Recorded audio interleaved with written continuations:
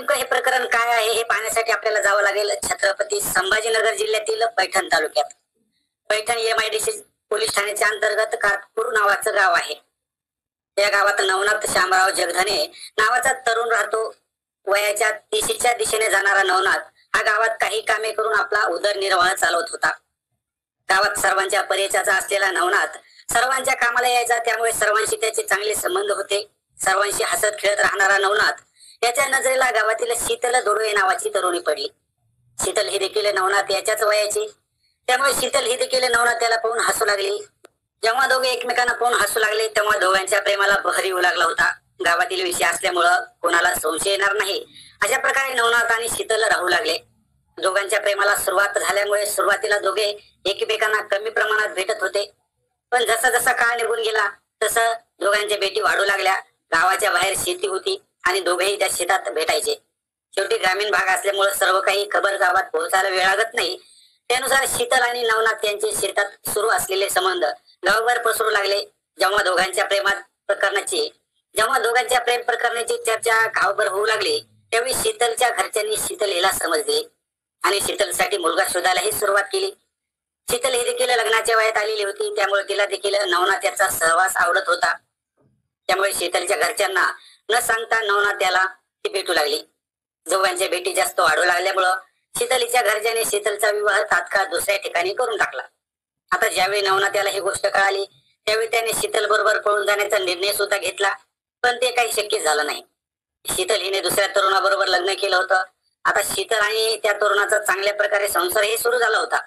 मात्र शीतलच्या डोक्यात नवनाथ बसलेला होता, त्यामुळे ती माहेरी आली की नवनाथ त्याची शेतात भेट घ्यायची. आता मात्र घरच्यांना शीतलचा स्वभाव नापसंत झाला होता, कारण लग्न झाल्यानंतर देखील शीतलने नवनाथ बरोबर संबंध चालू ठेवले होते. याच दरम्यान शीतल हिला एक मुलगा सुद्धा झाला. मुलगा झाल्यानंतर शीतल ही संसारात गुंतलेली होती, तरी देखील नवनाथ हा तिच्या संपर्कात होता. शीतल ही देखील नवनाथ याला विसरायला तयार नव्हती. आता या प्रकरणाची माहिती शीतलच्या सासरी जेव्हा कळाली त्यावेळी त्याने देखील शीतल हिला समजून सांगण्याचा प्रयत्न केला, तरी देखील ती नवनाथ बरोबर संबंध ठेवून होती. मुलगा हा लहानाचा मोठा होऊ लागला होता, त्यामुळे आता तरी शीतल हिने नवनाथ साथ सोडावी असं सर्वांना वाटत होतं.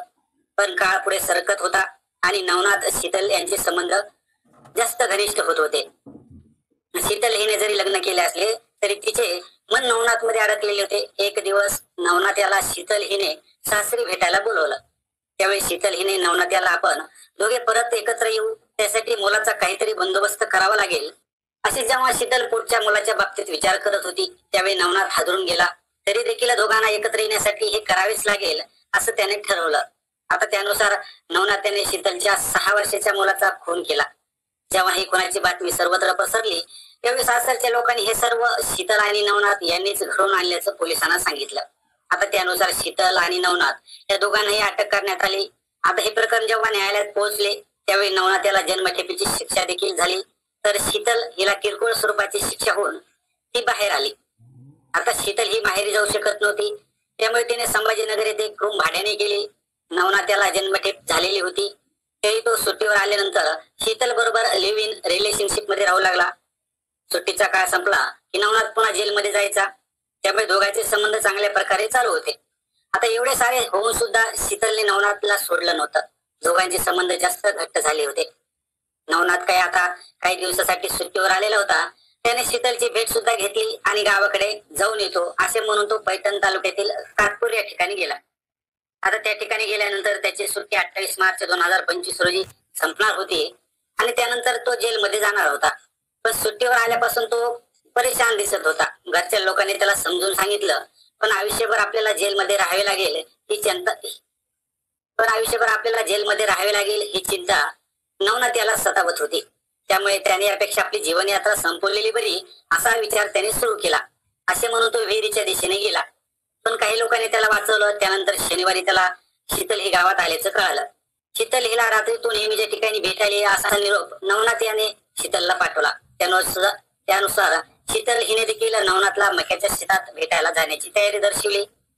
नवनाथ हा रात्री झोपल्यानंतर तो शीतल बरोबर मक्याच्या शेतात पोहोचला. त्या ठिकाणी दोघांनी एकत्र गाठीभेटी घेतल्या. शेवटपर्यंत तुम्हाला साथ दिली आणि आता आपण दोघेही या जगाचा निरोप घेऊ असे म्हणून दोघांनी जीवनयात्रा संपवली. नवनाथ आणि शीतल हे अचानक गावातून गायब झाले म्हणून गावातील लोक देखील परेशान झाले. गावातील लोक जेव्हा दोघांचा शोध घेऊ लागले तेव्हा सोमवारी दोघांचे मृतदेह गावाच्या शेजारी असलेल्या मक्याच्या शेतात दिसून आले. अतिशय दुर्दैवी पद्धतीने दोघांनी आपली जीवन यात्रा संपवली होती. ज्या प्रेमाला गावातून सुरुवात झाली होती त्याच गावात आणि त्याच ठिकाणी दोघांनी जगाचा निरोप घेतला होता. नवनाथ्याला शीतलने शेवटच्या क्षणापर्यंत साथ दिली, परंतु ज्या पद्धतीने दोघांचं जे रिलेशनशिप चालू होतं यामध्ये कुठेतरी थांबणं गरजेचं होतं. मात्र हे दोघांनीही मर्यादा सोडून सोबत राहण्याचा निर्णय घेतला. त्यामुळे प्रेम करा पण त्याचा शेवट अशा प्रकारे करू नका, एवढंच या स्टोरीच्या माध्यमातून सांगायचं आहे.